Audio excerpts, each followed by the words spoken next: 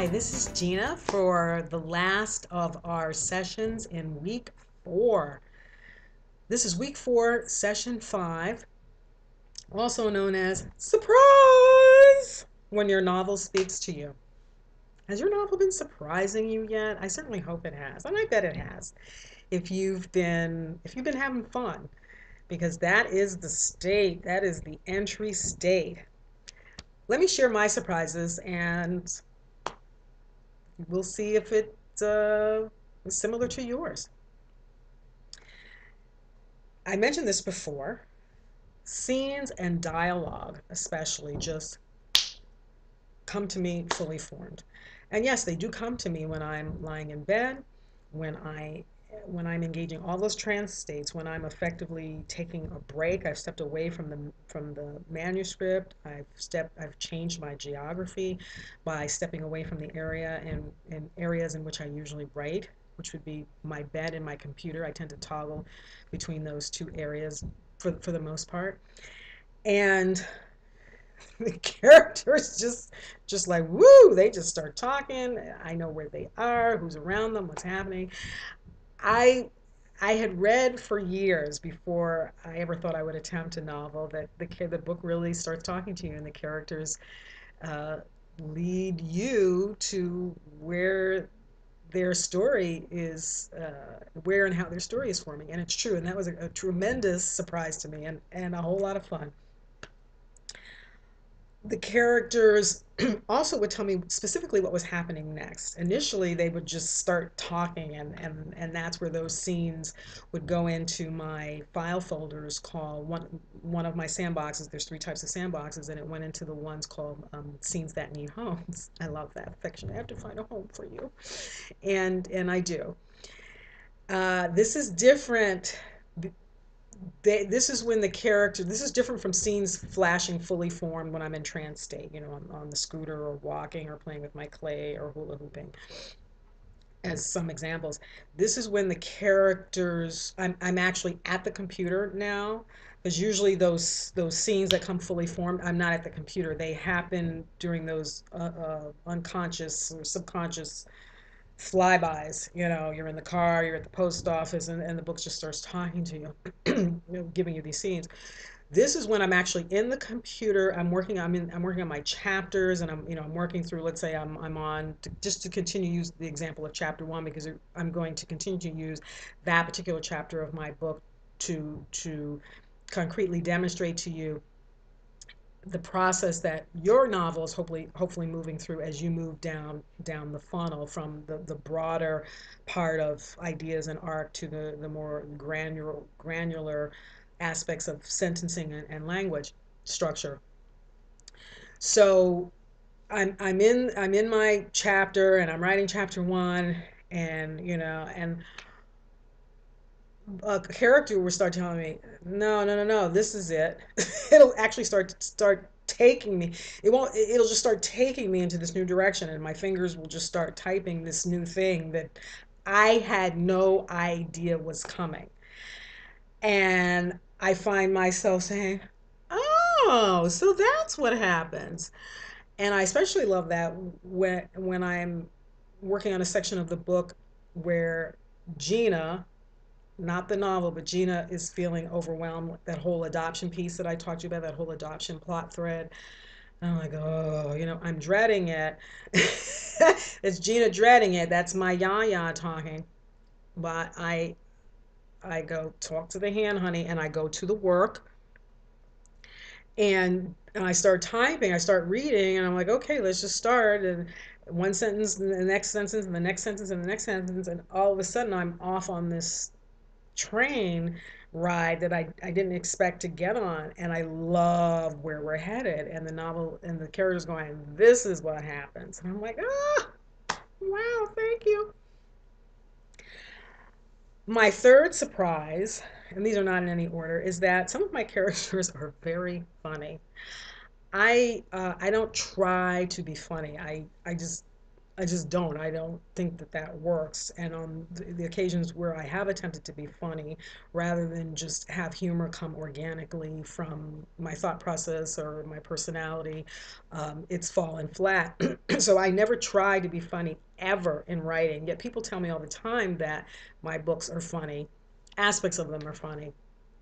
And I take that as a compliment, not because I particularly think I'm a funny person, but because I'm really allowing the book to speak, because I truthfully come through every single one of my books and never once have I said I think parts of this book are funny.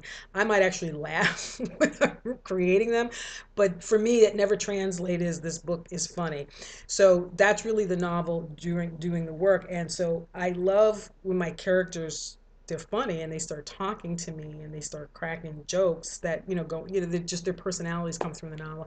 And that's been a great surprise, because again, I'm not trying to make them funny, I'm not trying to make them anything, I'm simply allowing them. I'm creating the conduit of trance and flow, through which they enter and speak to me. Four, I like all of my characters. That surprised me. And the more I think about it as I say it now, the more it makes sense to me, because I watch a lot of movies and there are a lot of villainous characters in films, and yet they almost, I would say 10 out of 10 times, you root for the villainous characters, even though because you like them. They tend to be charismatic and charming and funny, even though they are just really scary at the same time. And I was surprised that how I liked all of my characters, even the villainous ones, because I'm not perfect. I have had to work on not being judgmental in my own life as a human being. When I look at other people and say, oh, I want to make comments, I don't like to be judged. And so I was actually pleasantly surprised compassionate, how much compassion I had for all of my characters, including the villainous ones.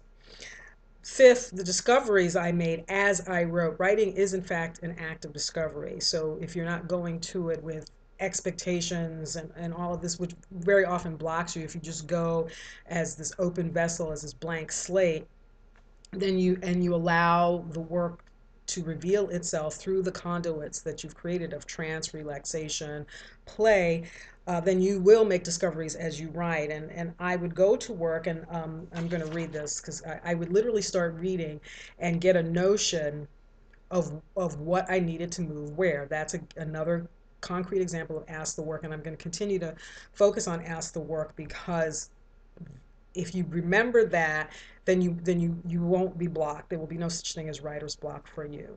The minute you decide something away from the work, then the wall of anxiety comes up, and all this rumination and all of this stuff. And then you have to deal with, well, now I'm blocked and now I'm anxious. All right, so then you have to attend to your anxiety. Rather than have to attend to anxiety, simply don't invite it to begin with. And the way you bypass anxiety about your work is to not be about the work. It's to simply go to the work. Don't have any judgment or expectation about the work. Simply go to the work. And one of my surprises was that I didn't know. I was like, oh, I don't know what. And I said, stop, just go to the work. I literally start reading. I get a notion of what I need to move where, what I needed to add, how I needed to move things around within chapters, across chapters, what I needed to delete. But if there was a chapter that was blank, oh, now I know what goes there. And I'd go to my computer and I'd start keying in my red line notes, because again, I write in bed with a red pen, and a new thread would emerge that would enhance my plot or foreshadow action later in the book. And I'd literally say, oh my God, that's what happens. But I didn't know, I didn't know that, consciously. As Stephen King said, as I referenced in my last video, that's the boys in the basement. I love that reference. I say subconscious, and that's kind of a clinical term, but I love the boys in the girls in the basement. My penultimate surprise, and there are more, but here are just a few examples. When I get into bed at night, often I have activities when I get into bed. Like I like to watch a movie. I have a little, DVD movie player, like the kids use, on the airplane, and that's where I watch my movies. And I also have stacks of books around me, so I read different books. And depending on my mood, I might want to pick into a novel that I'm reading. I tend to read like 5 books at once, and I might want to pick into a nonfiction book that I'm reading, whatever. Um, but this I really love when I get into bed at night and I anticipate when I'm writing my novel, I anticipate not watching a movie, not reading a book that I that's from my personal library, the one that I rented from the public library. But what I want to curl up with is my novel in process. I remember the first time that happened, and it made me cry because that it was such a shift from, oh my God, I have to write a novel, I have to write this book, to I can't wait to get into bed and not curl up with somebody else's novel but mine. And that was huge for me. It was a surprise, and I loved it.